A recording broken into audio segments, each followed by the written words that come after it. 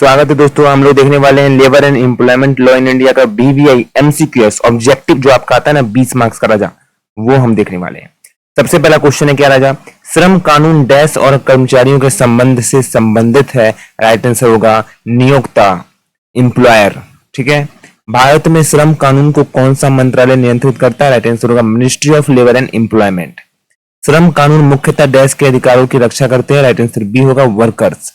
श्रम कानून का उद्देश्य क्या होता है। राइट आंसर होगा डी ऑल ऑफ दीज। जो श्रम कानून का जो उद्देश्य होता है, याद रखिएगा, श्रम कानून का मेन उद्देश्य क्या होता है कि वर्कर वेलफेयर करना, फेयर वेज, अच्छा है ना, तो सब कुछ हो जाएगा। भारत में श्रम कानून बनाए जाते हैं, इनके द्वारा बनाया जाता है तो केंद्र सरकार और राज्य सरकार दोनों बनाता है। Central government and state government, केंद्र सरकार और राज्य सरकार दोनों कानून बनाए जाते हैं। फैक्ट्री अधिनियम लागू हुआ है। फैक्ट्री अधिनियम कब लागू हुआ, फटाफट से बोलो 1948। याद करो, जब हमारा देश आजाद हुआ था उसके अगले साल ही तो हुआ था, फैक्ट्री अधिनियम लागू हुआ था 1948 में। सर समान कार्य के लिए समान इक्वल कार्य, समान कार्य के लिए समान वेतन, इक्वल वेतन कौन सुनिश्चित करता है। राइट आंसर होगा इसका B, equal remuneration act. Equal remuneration act याद रखिएगा दोस्तों। श्रम कानून मुख्यतः संबंधित है, आपका व्हाट्सएप चैनल बार बार यहाँ पर आता है, ज्वाइन करने के लिए व्हाट्सएप चैनल ज्वाइन करना है तो भाई कहाँ से करें, वीडियो के डिस्क्रिप्शन में जाइए, वहां पर व्हाट्सएप चैनल का लिंक दिया है, क्लिक करके फॉलो कर लीजिए। बहुत बेनिफिट होगा सर, लाभ होगा, पूरा बेनिफिट ही होने वाला है। ठीक है सर, घाटा नहीं होगा, बेनिफिट होगा। श्रम कानून मुख्यतः संबंधित है, किससे संबंधित है तो भाई ऑल ऑफ दीज से। श्रम कल्याण का अर्थ क्या होता है। श्रम कल्याण का अर्थ होता है हमारा B, employ welfare major.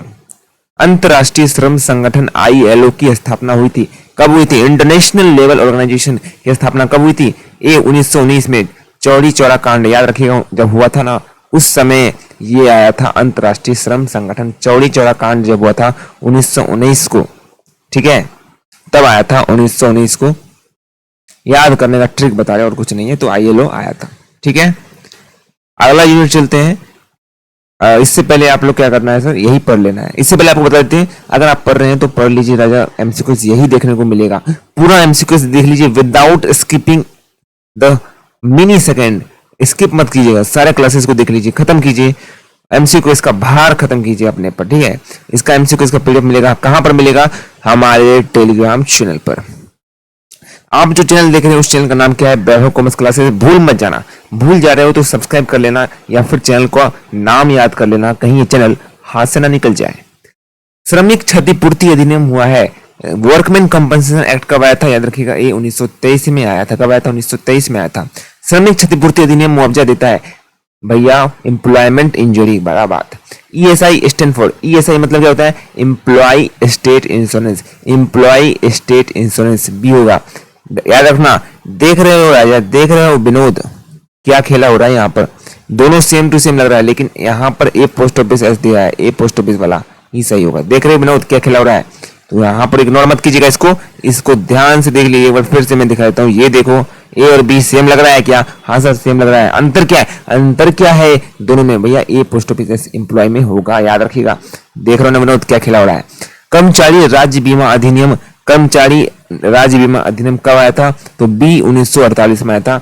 1948 factory act भी 1948 में आया था, और कर्मचारी राज्य बीमा भी 1948 में आया। मतलब देश आजाद होने के बाद एम्प्लॉय के बारे में सोचा गया, फैक्ट्री के बारे में सोचा गया। तो 1948 याद रखना है, 1948 याद रखना है। ESI क्या प्रोवाइड करता है, सब कुछ, मेडिकल सिकनेस मैटरनिटी, सब कुछ। सर मुआवजा दिया जाता है, सब कुछ, मतलब पर्सनल इंजरी के लिए भी, एक्सीडेंट डेथ सब के लिए। ESI जो स्कीम होता है, योजना होता है, उसका संचालन कौन करता है, ESIC करता है। ESI योजना का संचालन कौन करता है, ESIC करता है। सर ESI का फुल फॉर्म क्या होता है, एम्प्लॉय स्टेट इंश्योरेंस कॉर्पोरेशन। सी से मतलब कॉर्पोरेशन। ये जो सी दिख रहा है ना, एक बार फिर से, जो सी दिख रहा है ना, इसका सी का फुल फॉर्म क्या होता है, कॉर्पोरेशन होता है। क्या होता है राजा, कॉर्पोरेशन होता है। एक बार बोलेंगे जोबा केसरी, लाइक कर दीजिएगा राजा, लाइक कर दीजिएगा। कैसे सर लाइक करें, तो अंगूठे का जो बटन है उसको आपको क्लिक करना है। क्लिक करने से क्या होगा सर, एक लाइक हमें मिलेगा।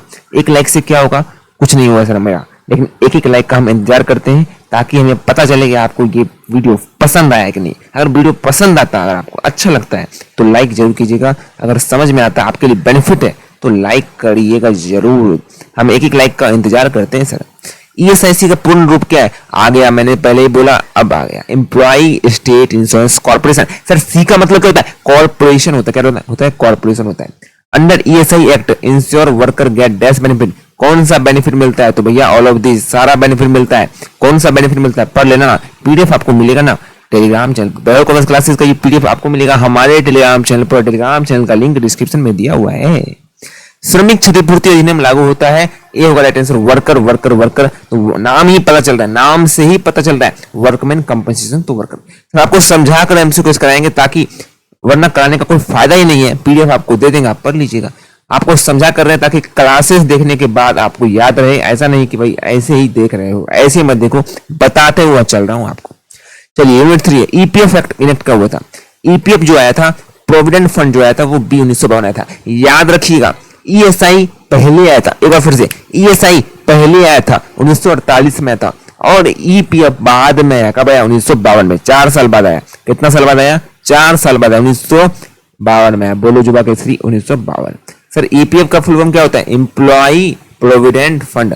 लेकिन यहां पर भी एस वाला याद रखिएगा, जहां एस होगा वही एम्प्लॉइज प्रोविडेंट फंड। क्या होगा? Employees provident fund. Sir provident fund, भविष्य निधि एक प्रकार का क्या है? याद रखिएगा, एक तरह से सोशल सिक्योरिटी है, सोशल सिक्योरिटी है। सर ग्रेच्युटी भुगतान अधिनियम कब हुआ था? ग्रेच्युटी भुगतान अधिनियम कब पारित हुआ था? सी 1972 में हुआ था।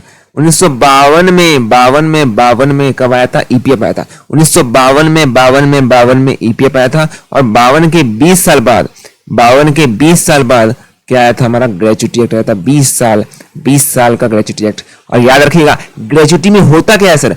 ग्रेच्युटी में होता क्या है पता है आपको? 20 लाख तक का ग्रेच्युटी मिल सकता है as per income tax act. तो 20 साल याद रखिएगा। 1952 में आया ईपीएफ एंड 20 साल बाद 72 में हमारा आया ग्रेच्युटी एक्ट। सर ग्रेच्युटी 10 वर्ष की सेवा पूरी करने पर होती है, तो 5 साल की सेवा करने पर होती है। कितने सेवा करने पर आपको ग्रेच्युटी का लाभ मिल जाएगा? 5 साल। सर मातृत्व लाभ अधिनियम लागू हुआ है। मातृत्व लाभ जो है अधिनियम लागू हुआ है, राइट आंसर होगा सी 1961। सी 1961। जो मैटरनिटी बेनिफिट होता है वो 1961 होगा। सब कुछ 1952 पे चलेगा खेला। 1900 सबसे पहले आया अपना फैक्ट्री वाला ईपीएफ वाला 1948 में। सुन लेना ध्यान से, सुनो ध्यान से। 1948 में ये सब आया। उसके बाद अपना क्या आया? पीएफ आया 1952 में। फिर 20 साल बाद आया हमारा 72 में क्या आया? ग्रेच्युटी आया। और मातृत्व लाभ अधिनियम कब आया? 1961 में आया। कैसे याद करें सर? 1952 में क्या आया? ईपीएफ आया। तो उसके बाद हमारा 9 साल का समय लगा। एंड हमारा 9 साल का समय लगने के बाद 1952 के बाद 1961 में हमारा क्या आया? मैटरनिटी बेनिफिट एक्ट आया। सर मातृत्व लाभ अधिनियम लागू होता है किसके लिए? फीमेल एम्प्लॉय के लिए। किसके लिए? फीमेल एम्प्लॉय के लिए। नाम से ये पता चल रहा है। सर ईपीएफ वित्तीय सुरक्षा प्रदान करता है क्या? तो भैया कब करता है? रिटायरमेंट के समय। कब करता है? रिटायरमेंट के समय करता है। ग्रेच्युटी है क्या? रिवार्ड है लॉन्ग सर्विस का रिवार्ड है और कुछ नहीं है। 5 साल काम करोगे तो लॉन्ग सर्विस का रिवार्ड है। सर मैटरनिटी बेनिफिट एक्ट क्या करता है? प्रोटेक्ट करता है राइट ऑफ फीमेल एम्प्लॉय। किसका करता है? Female employ. ठीक है, याद रखिएगा। आगे मोस्ट इंपोर्टेंट वन लाइनर देखिए। ईएसआई एक्ट 1948 में आया, ईपीएफ 1952 में आया, ग्रेच्युटी एक्ट 1972 में आया 20 साल बाद, एंड 9 साल बाद 1952 के 9 साल बाद 1961 में आया। वर्कमैन कंपेंसेशन 1923 में आया। कब आया? 23 में। कब आया? 23 में। और 1919 में भी एक आया था। 1919 में भी एक आया था, आपको दिखाते। 1919 में भी एक आया था। क्या आया था सर? 1919 में भी एक आया था। क्या आया था? 1923 में वर्कमैन कंपनसेशन आया। 1919 में इंटरनेशनल लेवल ऑर्गेनाइजेशन आया। ये एमसीक्यू था, देख के जरूर जाइएगा, एग्जाम में लड़ेगा, देखने को मिलेगा।